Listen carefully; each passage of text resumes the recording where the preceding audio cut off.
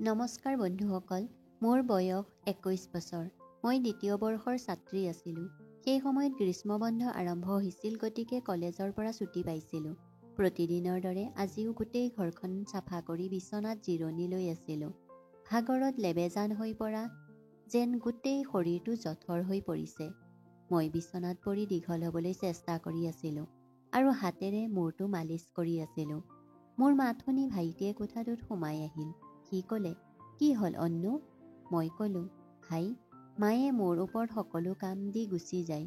কলেজৰ ছুটী কি, গোটেই ঘৰখনৰ দায়িত্ব মোৰ ওপৰত পৰিছে। তাৰ ওপৰত কাম কৰা বাইজনীও ছুটীত আছে। ঘৰৰ এইবোৰ কাম মই কৰিব নোৱাৰোঁ।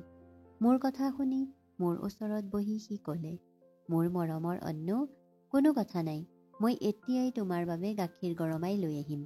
গাখীৰ খালে তুমি অলপ সকাহ অনুভৱ কৰিবা। আয়ানৰ কথা শুনি মই হাঁহি এটা মাৰি ক'লোঁ, তুমি মাত্ৰ বাহিৰৰ পৰা খাদ্য আনিবা, মই অলপ সময় শুই ল'ম, তেতিয়া আৰাম পাম। আয়ান কোঠাৰ পৰা ওলাই গ'ল।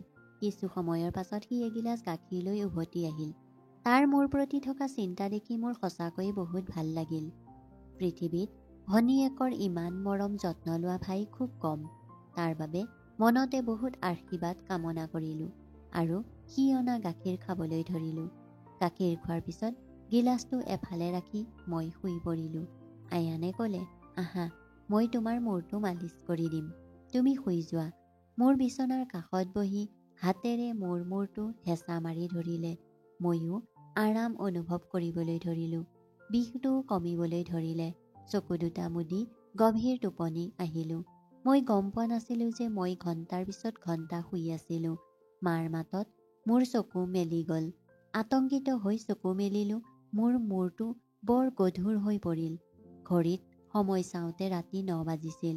সম্পূৰ্ণ আচৰিত অনুভৱ কৰিলোঁ। হয়তো ভাগৰুৱা হোৱাৰ বাবেই মই সময় গম পোৱা নাছিলোঁ। উঠি দুখোজ আগুৱাই যোৱাৰ লগে লগে মোৰ মূৰ ঘূৰোৱা যেন লাগিল। চকুৰ সন্মুখত আন্ধাৰ। যদি বেৰত হাত নথকা হ'লে মই নিশ্চয় পৰি গ'লোহেঁতেন। মই যেতিয়া ফ্ৰেছ হৈ ওলাই আহিলোঁ, সকলোৱে ডাইনিং টেবুলত বহি মোৰ বাবে অপেক্ষা কৰি আছিল। মই গৈ আৰামত চকীখনত বহিলোঁ। মোক দেখি মোৰ প্লেটত আয়ানে খাদ্য ভৰাই দিবলৈ ধৰিলে আৰু তাৰ পিছত মাক ক'লে, মা, অন্যৰ ওপৰত কামৰ বোজা কমাই দিবা। যদি বাইজনী নাহে তেন্তে তাইৰ ঠাইত আন কাৰোবাক নিযুক্তি দিয়া। এই বেচেৰী ছোৱালীজনীয়ে গোটেই দিনটো কাম কৰি ভাগৰুৱা হৈ পৰে। তাইৰ ৰঙো হালধীয়া হৈ পৰিছে। মোৰ অৱস্থা সঁচাকৈয়ে বেয়া হৈ পৰিছিল। মোৰ বৰ ভাগৰ লাগি আছিল। মা আৰু দেউতা দুয়োজনেই কাম কৰিছিল, কাৰণ কেৱল দেউতাৰ চাকৰিৰ টকাৰে ঘৰ চলোৱাত কঠিন হৈ পৰিছিল। তাৰ ওপৰত আমাৰ পঢ়া শুনাৰ খৰচো কম নাছিল। সেইবাবেই মাও দেউতাই কাম কৰা কোম্পানীতে কাম কৰিছিল। মই আৰু আয়ান কলেজত পঢ়িছিলোঁ।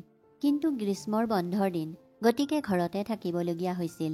মই লক্ষ্য কৰিছিলোঁ যে যোৱা কেইদিনমানৰ পৰা আয়ানে মোৰ প্ৰতি অধিক আকৃষ্ট হৈ পৰিছে। মই ছুটীত থকাৰ পৰাই সি মোৰ বহুত যত্ন ল'বলৈ আৰম্ভ কৰিছিল। মই যদি ঘৰৰ কোনো কাম কৰি আছিলোঁ, তেন্তে সি আহি মোক সহায় কৰিছিল। মই ভাগৰি পৰিলে মোৰ মূৰটো মালিচ কৰিব ধৰিছিল।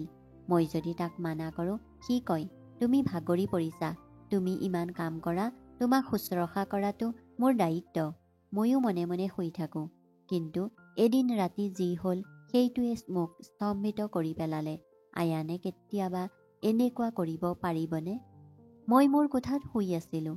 মাজনিশা মোৰ এনে লাগিল যেন কোনোবা মোৰ কোঠাত সোমাইছে। লাহে লাহে খোজকাঢ়ি সি মোৰ বিচনাৰ ওচৰ পালেগৈ। শুই আছিলোঁ যদিও মনটো সাৰ পাই উঠিছিল। আতংকিত হৈ চকু মেলিলোঁ। কোঠাটো আন্ধাৰত ডুব গৈছিল। সাৰ পাই চাওঁতে ভিতৰত কোনো নাছিল।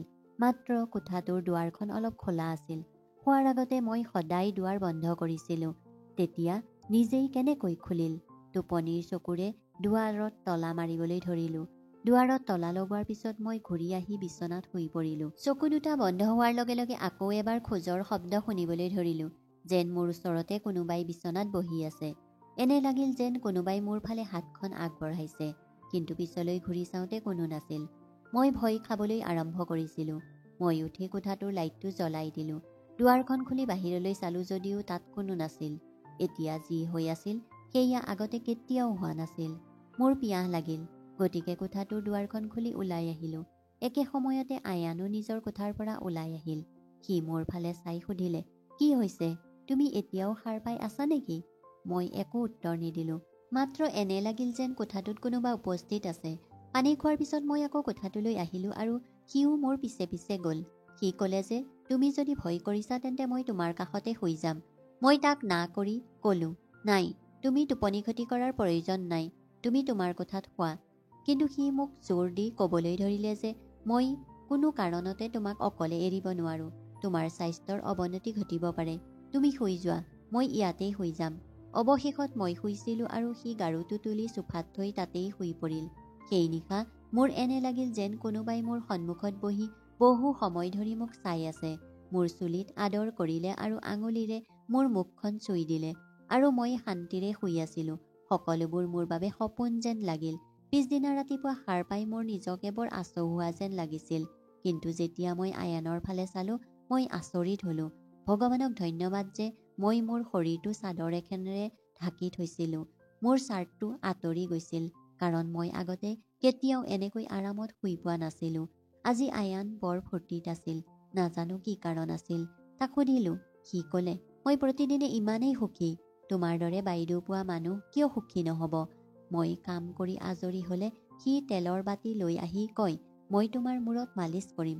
তাৰ এই কামবোৰত মই বৰ অদ্ভুত পাইছিলোঁ। মই ক'লোঁ, এইটো তোমাৰ কাম নহয়। তোমাৰ বন্ধুৰ লগত আড্ডা মাৰা, যোৱা। মোক মালিচ কৰাৰ প্ৰয়োজন নাই। কিন্তু মোৰ কথা নুশুনি সি নিজেই মোৰ চুলি খুলি ক'বলৈ ধৰিলে, তুমি বেছি নকৰিবা। কেৱল ভাগ্যৱানসকলেহে এনে ভাই ভনী পায়। যেতিয়া তোমাৰ ভাইটিয়ে তোমাৰ ধুনীয়া ৰেচমী চুলিখিনি মালিচ কৰিব বিচাৰে, তোমাৰ কি সমস্যা হ'ব পাৰে? আহা, তোমাৰ মূৰটো মালিচ কৰি দিওঁ। তোমাৰ বৰ আৰাম অনুভৱ হ'ব। মোক তুলি লৈ সি মোৰ ৰুমলৈ লৈ গ'ল। গাৰু এটা লৈ বিচনাত শুই পৰিলোঁ। চুলিখিনি বিচনাৰ পৰা তললৈ ওলমি আছিল। মোক প্ৰশংসা কৰি মোৰ সন্মুখত বহি মোৰ চুলিত মালিচ কৰিবলৈ ধৰিলে। আয়ান মোতকৈ 4 বছৰৰ সৰু আছিল যদিও সি মোক নামেৰে মাতিছিল। সি কয় যে তুমি ইমানেই মৰম লগা যে তোমাক দেখাৰ পিছত এনে লাগে যেন তুমি এনেকৈ সদায় হাঁহি থাকা আৰু মই সদায় তোমাক আদৰ সাদৰ কৰি থাকোঁ। মোৰ চুলিত মালিচ কৰি থকাৰ সময়ত যেন তাৰ হাতত যাদু আছে। ইমানেই ভাল লাগিল যে মোৰ টোপনি আহিবলৈ ধৰিলে। তেলৰ গোন্ধটো বৰ প্ৰচণ্ড আছিল। মই তাক সুধিলোঁ, এইটো কি তেল? সি ক'লে, এইটো এটা বিশেষ তেল, বিশেষকৈ তোমাৰ বাবে। এইটো তোমাৰ ধুনীয়া চুলিৰ বাবে তৈয়াৰ কৰা হৈছে। তাৰ কথাবোৰ বৰ মধুৰ আছিল। তাৰ কথাৰ ধৰণটো মই বুজিব পৰা নাছিলোঁ। অৱশ্যে মালিচৰ সময়তেই মোৰ টোপনি আহিবলৈ ধৰিলে। কিছু সময়ৰ পাছত চকু মেলিলেই মোৰ গোটেই শৰীৰটো বিষ হ'বলৈ ধৰিলে। মোৰ ভৰিৰ ওপৰত অত্যধিক ওজন দিয়া যেন লাগিল। গোটেই শৰীৰত বিষ হৈছিল। লাহে লাহে উঠি বহিলোঁ আৰু আয়ানক লক্ষ্য কৰি ইফালে সিফালে চাবলৈ ধৰিলোঁ। কোনোবাই গা ধুৱাই দিয়াৰ দৰে মই সম্পূৰ্ণ তিতি গৈছিলোঁ। কাপোৰ তিতিছিল, ফেন বন্ধ আছিল আৰু গৰম লাগিছিল। এই সকলোবোৰ কি হৈ আছিল? মোৰ মূৰ ঘূৰোৱা যেন লাগিছিল আৰু খোজ কাঢ়িবলৈ টান হৈছিল। মোৰ অৱস্থাটো বুজিব পৰা নাছিলোঁ। এই সকলোবোৰ কি আছিল? কি হৈ আছে? মই বুজিব পৰা নাছিলোঁ। বৰ কষ্টৰে মই বাথৰুমলৈ গৈ ফ্ৰেছ হ'লোঁ। মোৰ অৱস্থাটো চালে এনে লাগিল যেন মই শুই থকাৰ পাছতো যেন কিবা কষ্টহে কৰি আছোঁ। কোঠাটোৰ পৰা ওলাই আহোঁতে ফুচফুচনিৰ শব্দ এটা শুনিলোঁ। কোনোবাই যেন কাৰোবাৰ লগত কথা পাতিছে। ঘৰত মোৰ আৰু আয়ানৰ বাহিৰে কোনো নাছিল। গতিকে সি কাৰ লগত কথা পাতি আছিল? প্ৰথমে পাকঘৰলৈ গৈ পানী খাবলৈ গৈছিলোঁ, কিন্তু তেতিয়ালৈকে শব্দ বন্ধ হৈ গৈছিল। মই পাকঘৰৰ দুৱাৰৰ ওচৰত থিয় হৈ থাকোঁতে আয়ান ড্ৰয়িং ৰুমৰ পৰা ওলাই আহিল। সি হাতত বহুত টকা লৈ চাই হাঁহি আছিল। পিছ মুহূৰ্ততে তাৰ চকু মোৰ ওপৰত পৰিল। মোৰ ফালে চাই সি ক'লে, অনু, তুমি উঠিলা? মই খোজকাঢ়ি গৈ তাৰ ওচৰ পালোগৈ। সি খৰখেদাকৈ পেণ্টৰ পকেটত টকাখিনি ভৰাই আছিল। কিন্তু মই তাৰ হাতত ধৰি টকাখিনি সন্মুখলৈ আনি ক'লোঁ, তুমি ইমান টকা ক'ত পালা? সি ক'লে, প্লিজ পাপাক নক'বা। মই ভাবি আছিলোঁ এই টকা পাপাক নিদিওঁ। মই যেতিয়া কঠোৰভাৱে সুধিলোঁ, সি ভয় খালে আৰু কয় যে এই টকা বহু বছৰ পুৰণি ঋণৰ পাপাৰ বন্ধু এজনে ঘূৰাই দিছে। মই ভাবিছিলোঁ যে মই মোবাইল কিনিম, কিন্তু টকাখিনি সি মোৰ হাতত তুলি দিলে। মই ক'লোঁ, তুমি ভাল কৰিলা। চোৱাচোন ঘৰৰ অৱস্থা কিমান বেয়া। আমাৰ মা দেউতা দুয়ো কাম কৰি আছে আৰু তুমি মোবাইল লোৱাৰ কথা কৈছা। সি লাজ পাইছিল। সেই টকাখিনি মই ৰাতি দেউতাক দিলোঁ। সেই নিশা সি মোৰ লগত কথা নাপাতি সোনকালে শুই পৰিল। পিছদিনা মই পাকঘৰত কাম কৰি থাকোঁতে আয়ানে বন্ধুৰ সৈতে ঘৰত সোমাল। মই আচৰিত হ'লোঁ, কাৰণ সি তাৰ বন্ধুসকলক পোনে পোনে ভিতৰলৈ লৈ আহিছিল। সেই সময়ত মই মোৰ দুপাট্টাখন খুলি থৈ বাচন ধুই আছিলোঁ। যেতিয়া সিহঁতে হাঁহি হাঁহি ভিতৰলৈ আহিল, মই লগে লগে মোৰ দুপাট্টাখন উৰি ল'লোঁ আৰু তাৰ পিছত আয়ানক বুজাবলৈ ধৰিলোঁ যে এইটো কি আচৰণ।